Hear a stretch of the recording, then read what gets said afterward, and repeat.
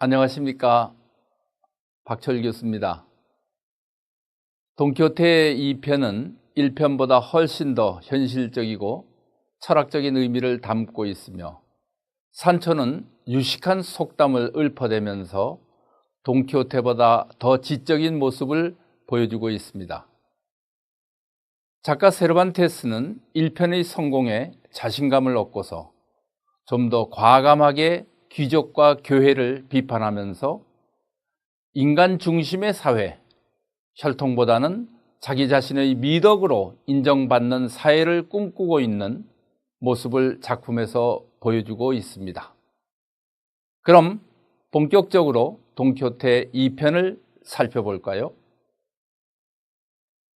돈키호테 2편의 제목은 재치 있는 기사 돈키호테 델라 만차입니다. 2편은 74장으로 분량도 1편보다 훨씬 많고 내용과 구성도 다릅니다. 무엇보다 돈키호테의 행동과 사고방식이 바뀐 것을 감지할 수 있는데요. 한마디로 2편에서 돈키호테는 현실적으로 행동합니다.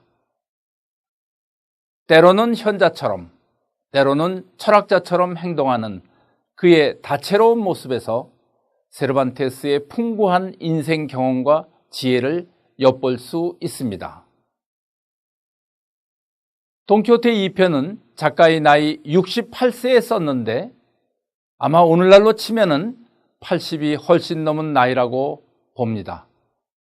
그럼에도 불구하고 작가 세르반테스의 천재성으로 1편과 2편의 연결에 조금 더 어긋남이나 부정확함이 거의 없습니다. 돈키호테 2편이 시작되면서 기사의 세 번째 가출은 이미 기정사실화되어 있습니다. 2편에서 새로 등장한 매우 중요한 인물 산송 까라스코 학사는 돈키호테의 광기를 치유하기 위해 오히려 세 번째 모험을 부추기는 계획을 세우는데 그 이유는 나중에 알게 될 것입니다. 마침내 돈키호테는 산초와 은밀히 떠날 준비를 하고 학사 산손의 배웅을 받으며 둘시네아를 찾아 또보소 마을로 떠나게 되죠. 이후 17장에서 돈키호테와 사자와의 흥미진진한 결투가 벌어집니다. 과연 누가 이겼을까요? 결과는 돈키호테의 부전승으로 끝납니다.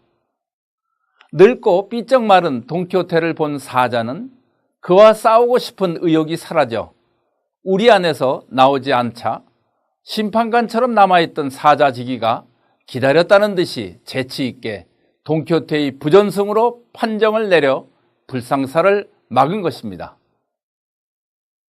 2편의 삽입소설 가마초의 결혼식과 몬테시노스의 동굴의 모험은 반드시 읽어봐야 할 중요한 내용입니다.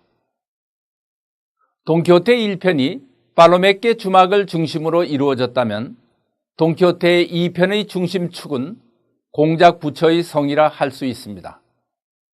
여기에서 돈키호테는 공작 부부에게 조롱을 매우 당합니다. 또한 2편에서 가장 흥미있는 모험으로 산초 판사가 마침내 바라타리아라는 섬의 총독이 되는 이야기를 잠깐 살펴볼까요? 공작 부처는 산초 판사에게 자신의 손으로 엉덩이를 3300대를 때리면 둘시네아 공주가 마법에서 풀려나게 될 것이라고 장난을 칩니다. 산초는 처음엔 이 제의를 거절했다가 공작이 이것을 이행하지 않으면 총독이 될 수 없다고 하자 결국엔 수락하게 되는데요. 돈키호테 1편 7장에서 돈키호테가 산초에게 약속했던 섬의 총독 자리는 이렇게 성사가 됩니다. ABC도 모르는 까막눈 산초가 섬의 총독이 되어서 분별력 있고 지혜로운 판결을 하는 모습을 보고 섬 사람들은 그가 솔로몬보다 더 지혜로운 지도자라고 실제 찬양을 합니다.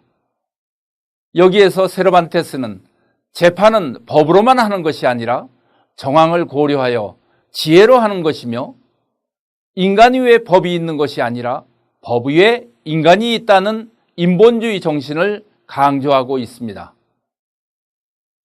공작부처는 온갖 장난으로 돈키호테와 산초를 골탕 먹이면서 즐거워하지만 돈키호테와 산초는 그 놀림 속에서 오히려 그 상황을 즐기며 그들이 공작부처를 놀리고 있다는 생각이 들 정도입니다.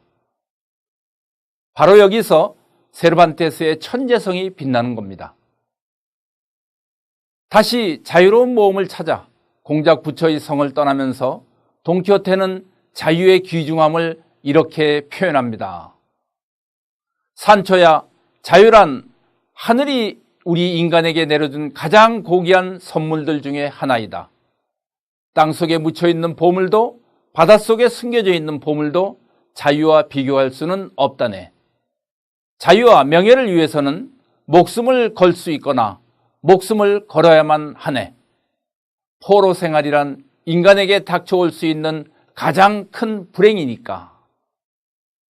이리하여 공작성을 떠난 돈키호테는 사라고사가 아닌 바르셀로나 시를 향하여 갑니다.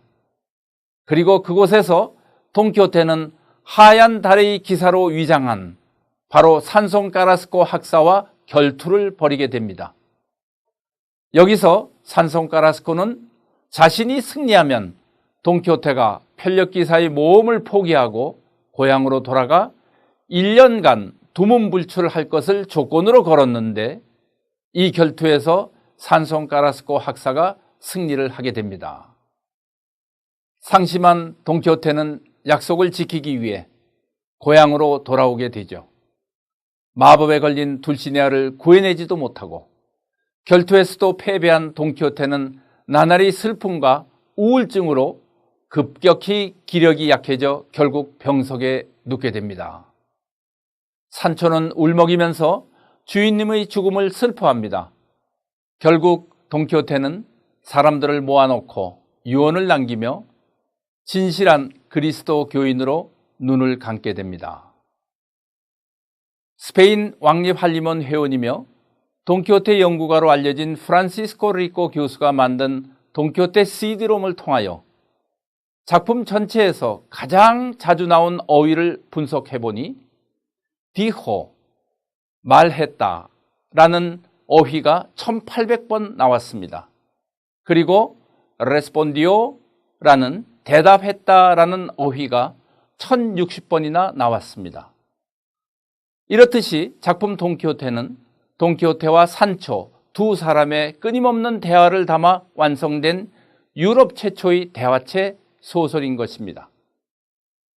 작가 세르반테스는 논리적으로 문제를 해결하는 것이 아니라 자유로운 대화를 통해 문제를 통찰하고자 했습니다. 또 여기서 돈키호테 말고도 산초란 중심인물이 탄생하게 된 근본적인 이유가 있는데요. 한 사물에 대해서 상반된 관점을 표출하고 있는 돈키호테와 산초는 각각 인간의 양면성을 대변하면서도 진정한 대화를 나눌 수 있는 동반자로서 서로를 보완하고 있기 때문입니다. 우리 인간의 마음에는 언제나 돈키호테의 이상주의와 산초의 현실주의가 동시에 실제하고 있음을 작가는 상반된 두 인물의 대립과 조화를 통해 보여주었습니다. 돈키호테 1, 2편을 통하여 인간 내면에 담겨있는 이상주의와 물질주의의 대립과 화합을 끈질기게 추구하는 작가 세르반테스의 깊은 지혜와 천재 문학성을 느낄 수 있습니다. 여러분들도 직접 작품을 읽어보면서 이처럼 보석 같은 가치를 직접 발견하고 느껴보시기를 바랍니다. 감사합니다.